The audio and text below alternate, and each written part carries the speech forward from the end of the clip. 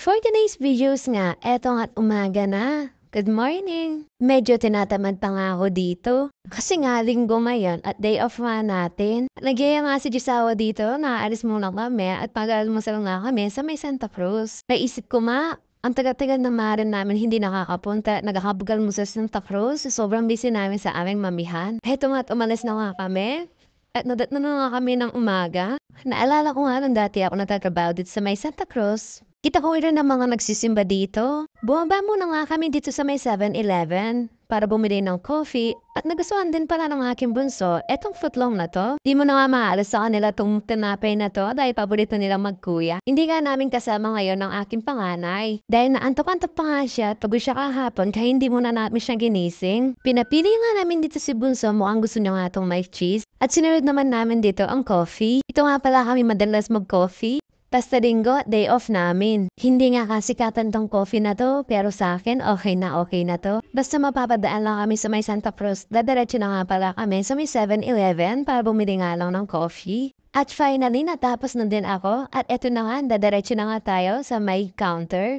At binigay ko na nga kay kuya para naman ikaw na niya at makaalis na kami. Sabi nga pala ni Jisawa, hindi na nga pala kami magka-coffee dito sa may 7-Eleven. Dalas kasi nagka-coffee kami sa may labasa. Kaya naman naisip ni Jisawa na magmami muna sa may labasan. Sorry nga tayo, hindi ko na nga na-videohan ang aming pag-alis. Eto nga at nagnayo na nga kami dito sa may Santa Cruzan. Pangalawang punta na nga pala namin dito. Isa na nga lang pina-order ko kay Jisawa dahil hati-hati na lang nga kami at meron nga kaming pandesal. Alimutan ko nga pala kanina na may dala nga pala kaming pandesal.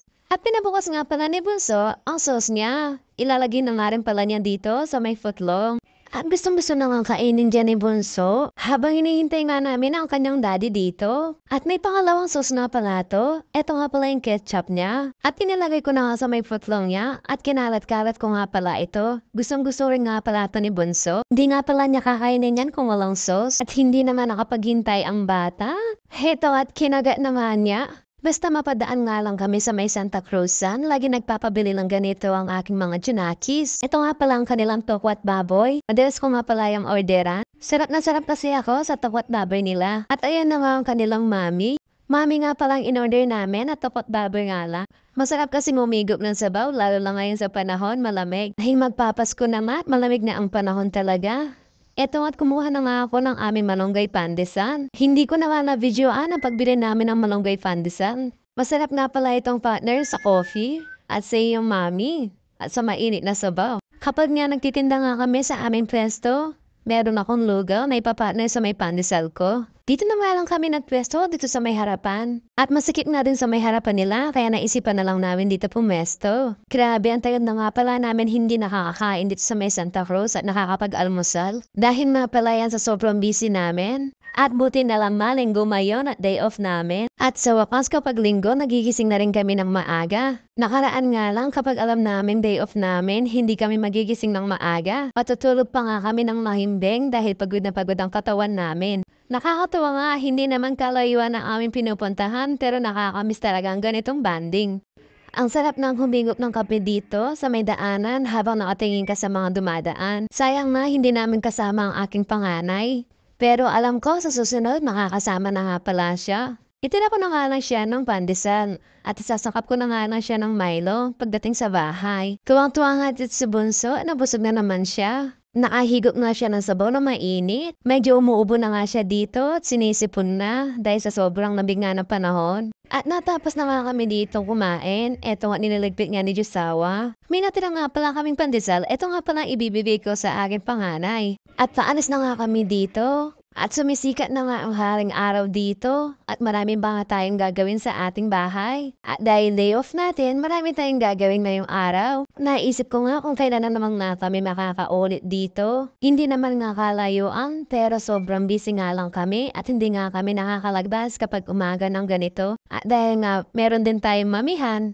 hindi na nga rin kami nakakaalis. Kailangan kasi natin mag-business para sa ating mga junakis at sa araw-araw na pangangailangan natin sa may gastusin at pambili sa araw-araw na ating kakailanganin. Parating na nga kami ng aming bahay. Eto nga, nabitin nga ako sa aking kape. Nagtimpla pa nga ako dito. Habang naglilinis nga tayo, May kape tayo. Ito nga palang cute na to ang aking pampainit ng aking tubig. Ito nga palang madalas pong gamitin kapag nag-iinit ako ng tubig. Linga lang pong gamitin kapag naisaksak mo na nga lang at pipindutin mo nga lang tong red button niya. At pwede ka na rin umalis at makikita mo na lang na mainit na yung tubig mo at kumukulo na. At habang nagpapakulo nga ako ng tubig, eto nga't sumangkap na nga ako ng aking coffee. Nugasan ko muna ang gagamitin kong tasa para sa aking coffee. Kinuha ko naman ang aking gagamitin na coffee. Ito nga pala madalas kong gamitin sa pagtitinta ng kape, ang coffee ko brown. Sabi daw nila matapang daw ang kapeng to.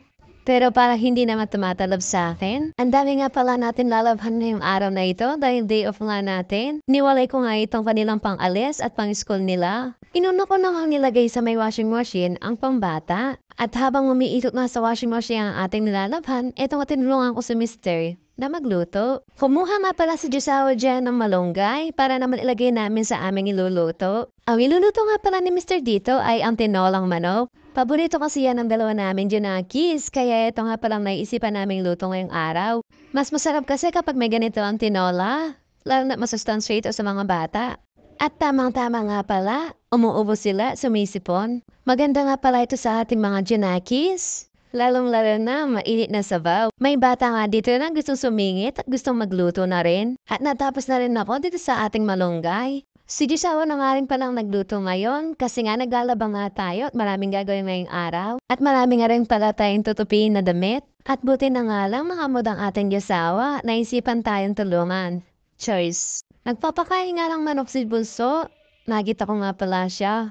Tuwang-tuwa nga ako dito dahil dati kasi ang lilate pa nga nila. Ngayon maaasahan mo na nga pala sila. Sila nga palang dalawa ng kanyang kuya, laging pinapakain tong mga manok na to. Minsan naman ang alaga naming aso. Kaya tuwang-tuwa nga ako sa kanilang dalawa ng kanyang kuya dahil maaasahan mo na sila sa kanyang gawain sa bahay at mauutusan mo na nga pala sila. O siya, hanggang dito naman ang pala. Bye-bye!